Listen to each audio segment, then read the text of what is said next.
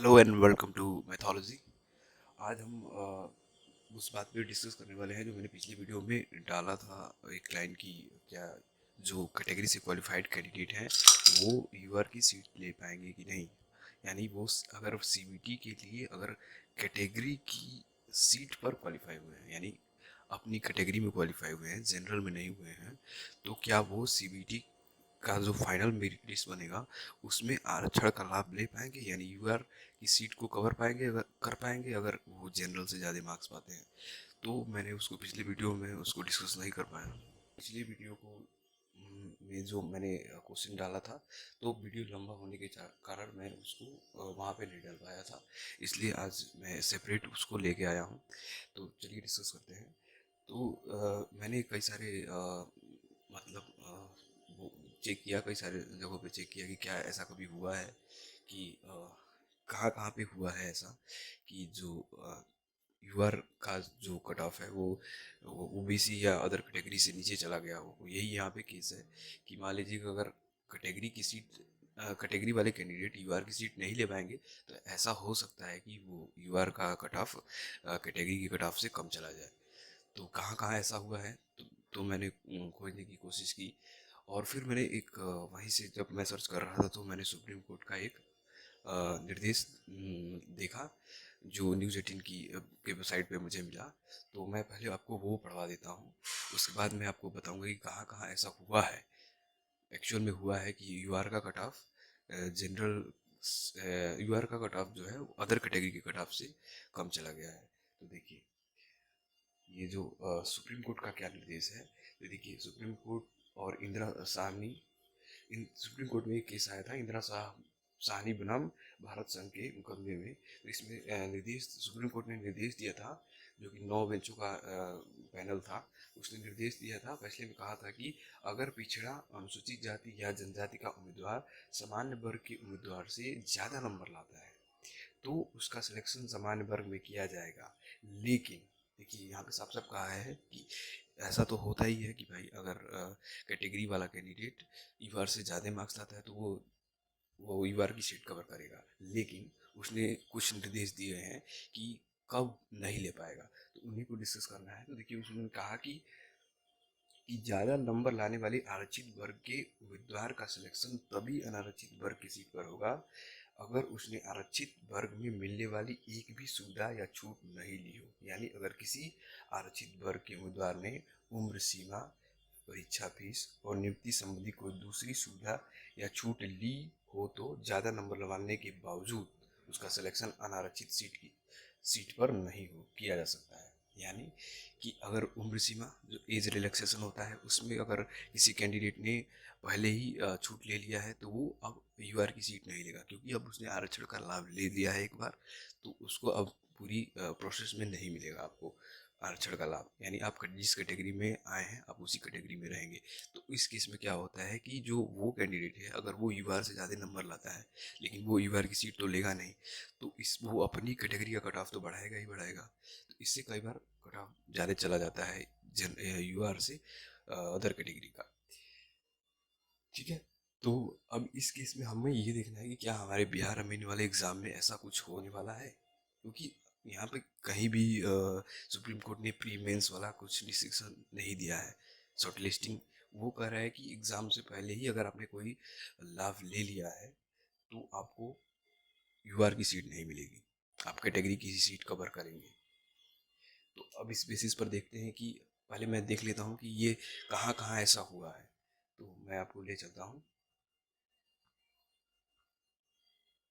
ये देखिए, देखिए बीपीएससी के फाइनल रिजल्ट में एक बार हुआ था कि ओबीसी कैंडिडेट का फाइनल कट ऑफ 595 था, 595, जबकि जनरल कैंडिडेट का कट ऑफ 588 ही था। ये उसी के चलते हुआ था कि एक कुछ कैंडिडेट्स का ने एज रिलैक्सेशन लिया था और उसके बाद यूआर से ज़्यादा नंबर लाए थे, तो वो अपनी कैटेगरी का सीट बढ़ा रहे थे, जिसके कारण कैटेगरी ओबीसी का कट ऑफ जनरल से ज़्यादा चला गया। ऐसे ही हुआ था आरएएस में, राजस्थान एडमिनिस्ट्रेटिव सर्विस में। वहाँ पे भी ओबीसी का कट ऑफ 99.33 रहा, जबकि जनरल कैटेगरी का 76 ही रह गया। सोचो कितना डिफरेंस है। वहाँ भी एज रिलैक्सेशन या और सारे जो छूट लिया है, तो उसके बेसिस पर यूआर का कट ऑफ, ओबीसी का कट ऑफ ज़्यादा चला गया और जनरल का कट ऑफ कम चला गया। मध्य प्रदेश सरकार के भी कई एग्ज़ाम्स में ऐसा हुआ है, मैंने चेक किया तो अब हमें देखना है कि क्या बिहार अमीन के एग्ज़ाम में ऐसा कुछ होने वाला है क्या, जो सीबीटी शॉर्ट लिस्टिंग हुई है उसमें, उसके आधार पर अगर बात की जाए तो देखिए देखिए हम बिहार अमीन के एग्ज़ाम में सीबीटी की शॉर्ट लिस्टिंग जो हुई है वो 10+2 की मेरिट पे हुई है। तो 10+2 की मेरिट पे अगर हुई है तो यानी एक तरह से देखा जाए तो आपने लाभ लिया है। अगर आप कैटेगरी से क्वालिफाई होकर आ रहे हैं तो मतलब कैटेगरी का तो लाभ लिया है आपने। तो यहाँ पे अब ये देखना होगा कि बोर्ड इसे किस तरह से कंसिडर करता है। वो आपको देख ये मान के चलता है कि आपने इसमें कैटेगरी का लाभ लिया है या नहीं, या फिर वो डायरेक्ट फाइनल सीबीटी के वो ही बेस मानता है, इसको सेपरेट मान लेता है केवल शॉर्ट लिस्टिंग के लिए। क्योंकि यहाँ पे एज रिलैक्सेशन वाला कोई बात तो है नहीं या अदर कोई लाभ तो लिया नहीं है, तो अगर कि वो क्योंकि नोटिफिकेशन में एक बात है कि जो फाइनल सिलेक्शन होगा वो सीबीटी के बेसिस पर ही होगा।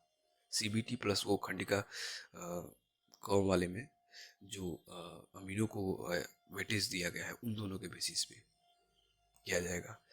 तो अब केवल उसके बेसिस पर किया जाएगा तब तो आपको ये अदर कैटेगरी वाले भी यूआर की सीट लेंगे ही लेंगे। लेकिन अगर बोर्ड ये कहता है कि हाँ आपने कैटेगरी का लाभ लिया है शॉर्ट लिस्टिंग में, वो अगर उसको एक बेस बनाता है, जो शायद न बनाए, मुझे नहीं लगता है कि बनाएगा, क्योंकि साफ साफ नोटिफिकेशन में लिखा है कि जो फाइनल सिलेक्शन होगा उसका बेसिस वही होगा सीबीटी, और कोई भी प्रोसेस नहीं होगा।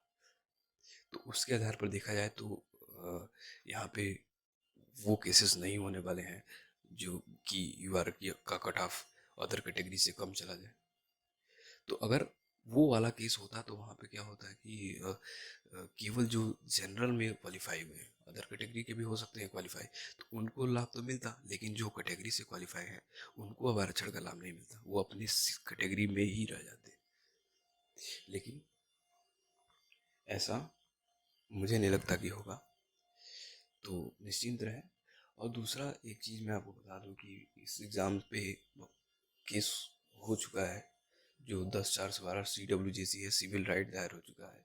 तो हो सकता है इस एग्ज़ाम के रिजल्ट में आने में देरी लगे, क्योंकि जो उसके CWJC 10/4/12 जो है उसमें 2 जजमेंट आए हुए हैं। एक में हाई कोर्ट ने साफ साफ कहा है कि ये जो उस केस का जो फाइनल वर्डिक्ट होगा उसकी बेस पे वो रिजल्ट को अफेक्ट करेगा। वो मतलब रिजल्ट इसका सब्जेक्ट होगा, इसी के अंडर में आएगा। तो इसके चलते हो सकता है कि रिजल्ट डिलेड हो। और प्लस जो अगला 31 अगस्त को उसका सेकंड वर्डिक्ट है, उसमें कोर्ट जो काउंटर एफिडेविट जो बिहार सरकार के वकील हैं उनसे काउंटर एफिडेविट मांगने के लिए बोला था, तो उन्होंने 2 हफ्ते का विक मांगा है। तो अब उन्होंने 2 हफ्ते में वो काउंटर एफिडेविट दायर करेंगे, और कोर्ट ने कहा है कि इसकी लिस्टिंग 4 वीक के बाद होगी। तो 4 वीक यानी 1 महीने तो लग ही जाएंगे आपको रिजल्ट आने में कम से कम। तो देखिए क्या होता है, रिजल्ट कब तक आता है। Thank you, thank you very much. Please like and subscribe this channel. Okay, thank you very much.